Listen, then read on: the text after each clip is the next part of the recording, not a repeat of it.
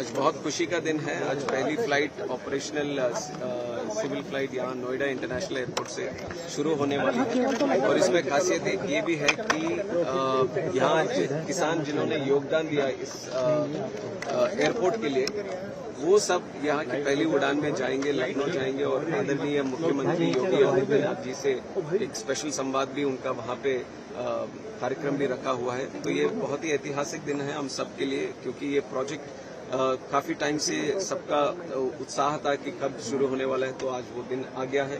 तो मैं सबसे पहले यहाँ के किसानों को जिन्होंने योगदान दिया है इस प्रोजेक्ट के लिए और सभी लोग जो जुड़े इससे, ये प्रोजेक्ट को एक रियलिटी बनाने के लिए जिन्होंने भी योगदान दिया, उन सबको भी मैं बधाई देना चाहूंगा।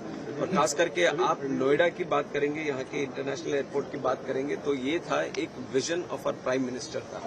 उन्होंने सोचा था कि यहाँ पे एक एयरपोर्ट बनना चाहिए और उस विजन को मिशन तौर पे बनाया हमारे योगी आदित्यनाथ जी ने।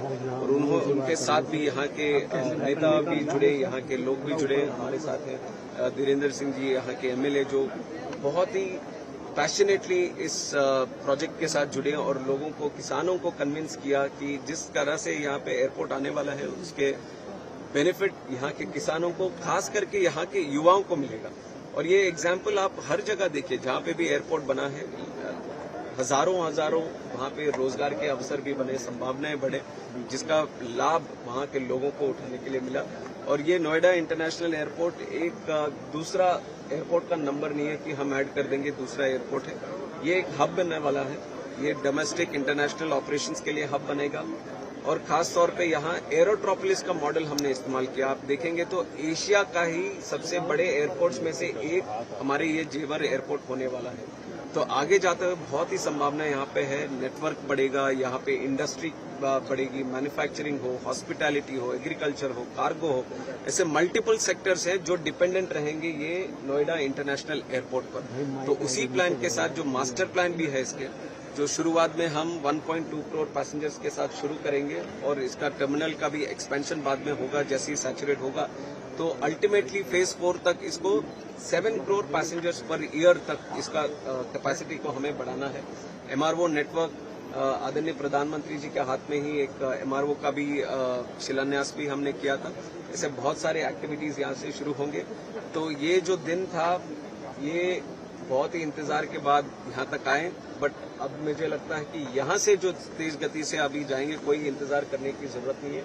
एयरलाइंस भी काफी उत्साहित हैं। आज 4 डेस्टिनेशंस को हम शुरुआत में कनेक्ट कर रहे हैं, एक बैंगलोर के साथ बाकी 3 डेस्टिनेशंस, और आने वाले महीनों में ये 4 डेस्टिनेशंस 12 बनेंगे और आगे जाते हुए 1 साल में करीब देश में जितने भी बड़े डेस्टिनेशन है सबके साथ ये नोएडा इंटरनेशनल एयरपोर्ट जुड़ेगा। सर, फोर्थ फेज कब तक शुरू खत्म हो जाएगा? शुरुआत में प्रॉब्लम ये होती है कि अगर लोड कम मिलता है एयरलाइंस को तो कई बार कैंसिल कर देती है। अब फैमिली ने जो प्लानिंग कर रखी है, लास्ट टाइम में पता चले कि फ्लाइट कैंसिल कर दी, तो वो बड़ी तो क्या सुनिश्चित होगा कि कोई फ्लाइट कैंसिल ना करे। नंबर 1। नंबर 2, कनेक्टिविटी की बड़ी प्रॉब्लम है, क्योंकि दिल्ली से अगर यहाँ आते हैं, अभी भी आने में हमें 1.5 घंटा लगा, और स्पेशली फॉर नाइट।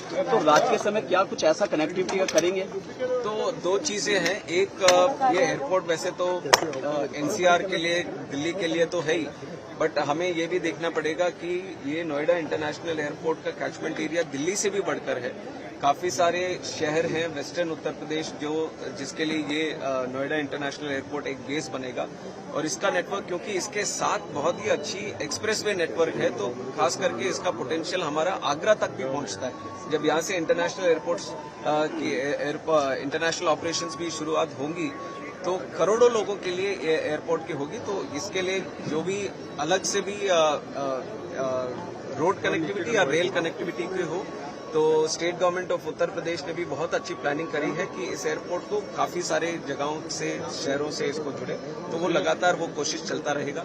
दूसरा जो कैंसिलेशन का है, कैंसिलेशन सिर्फ वाइबिलिटी उस पर नहीं डिपेंड करती। कैंसिलेशन कभी कभी वेदर के हिसाब से या टेक्निकल रीजंस के हिसाब से भी कभी कभी कैंसिलेशंस होती हैं। और हमारे पास गवर्नमेंट ऑफ इंडिया में डीजीसीए में एक स्ट्रांग पैसेंजर चार्टर पॉलिसी है, जिसके तहत अगर कुछ कैंसिलेशन होता है या कुछ उस तरह की कुछ जानबूझ के नहीं, जानबूझ के नहीं, कुछ भी अगर ऐसे होता है तो जरूर पैसेंजर्स को उनके राइट्स दिलाने पड़ेंगे। उसके तहत जो भी कॉम्पनसेशन होगा वो सब उनको दिलाने पड़ेगा। वो हम भी इंश्योर करते हैं कि वो सही तरह से हो।